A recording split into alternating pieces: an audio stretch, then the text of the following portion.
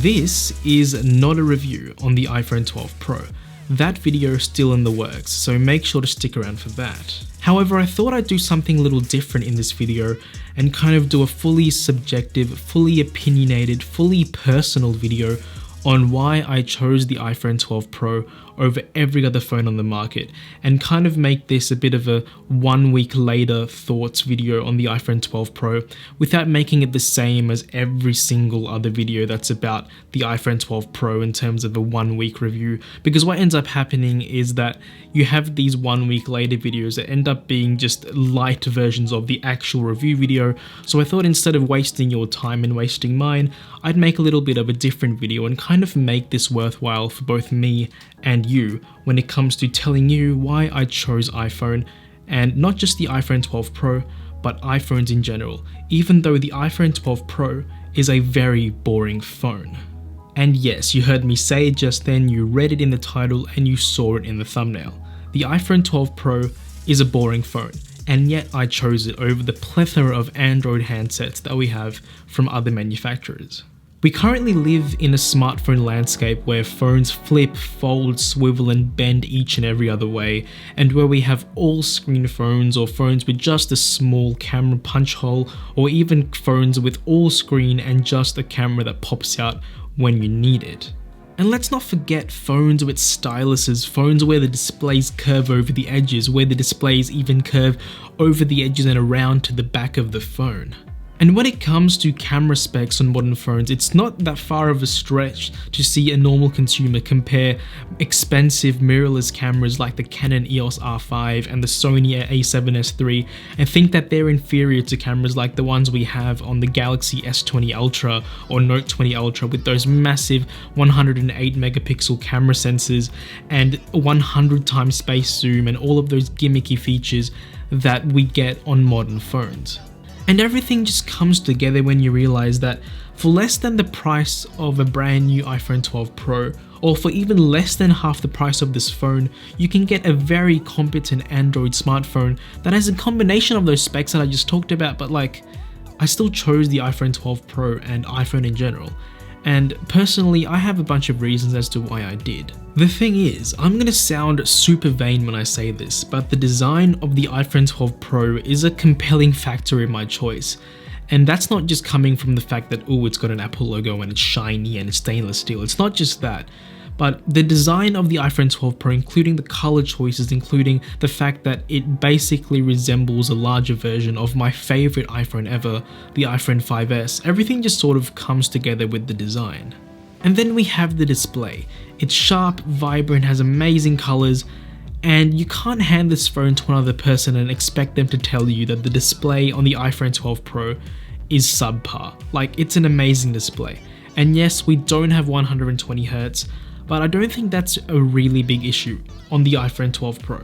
I'm gonna sound like a huge Apple sheep when I say this, but the lack of 120Hz on the iPhone 12 Pro doesn't bother me at all, simply because none of the previous iPhones had higher refresh rate displays, so the fact that the iPhone 12 Pro doesn't have one doesn't detract from the experience. To be clear, I do not hate high refresh rate displays. In fact, I absolutely love the ProMotion display I have on my 2018 iPad Pro.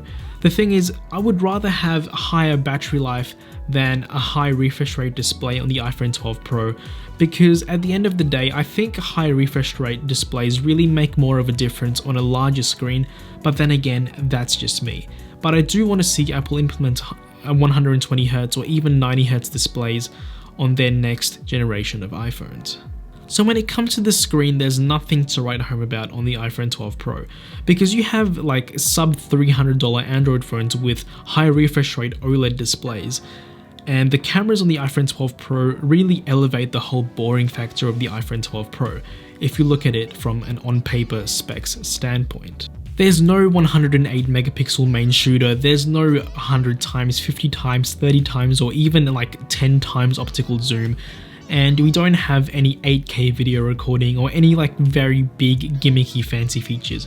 What you get on the iPhone 12 Pro is a standard ultra-wide, wide, and telephoto lens combination, and the thing is, I'm completely fine with that because the pictures that come out of the iPhone 12 Pro are great. It's fully dependable And like, there's no situation where I don't trust the iPhone 12 Pro unless I'm shooting in a room or in an environment that has literally zero light available, because even in low light conditions, the iPhone 12 Pro can really hold its own. When it comes to iOS 14, it seems like it's just now that Apple has begun to delve into the customization and widgets aspect of phone software. Android has seen widgets and endless customization ever since Android was a thing, and it's taken 14 years for Apple to make the iPhone home screen look less like just a static grid of icons. It kind of seems like Apple has just now realized that even normal people who aren't tech enthusiasts, like people who don't care about the specs, still want to customize the software on their phones and have gone to great lengths to go through Siri shortcuts just to change the icons on their home screen. However, despite the fact that iOS 14 is just catching up to Android in terms of software features we've seen on Android for like the past decade, I think it's still quite undeniable that iOS is extremely dependable, super reliable, and is easy to use. And personally, I'm a very big fan of the whole no-frills approach when it comes to software on the iPhone.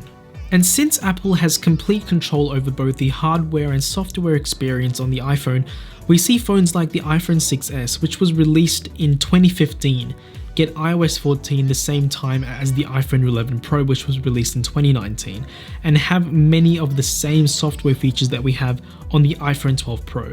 And in terms of longevity, that is a major point towards Apple and the iPhone.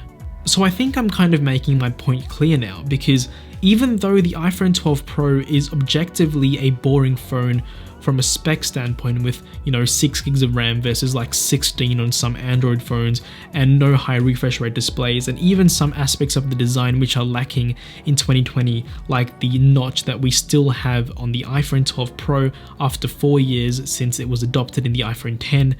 The iPhone 12 Pro just, in my opinion, seems to have like the perfect combination of specs that just make the phone work and work really well for a very long time. So that brings to a close a very different video on my part when it comes to my whole subjective approach, because I'm usually more a fan of fact-based, objective content, but I thought I'd do something different for the iPhone 12 Pro. And I hope in this video I've shown you why people like me choose the iPhone 12 Pro despite the fact that it's kind of boring compared to the competition. If you enjoyed the video, make sure to give it a huge thumbs up and subscribe for more tech content, especially my iPhone 12 Pro review, which is in the works.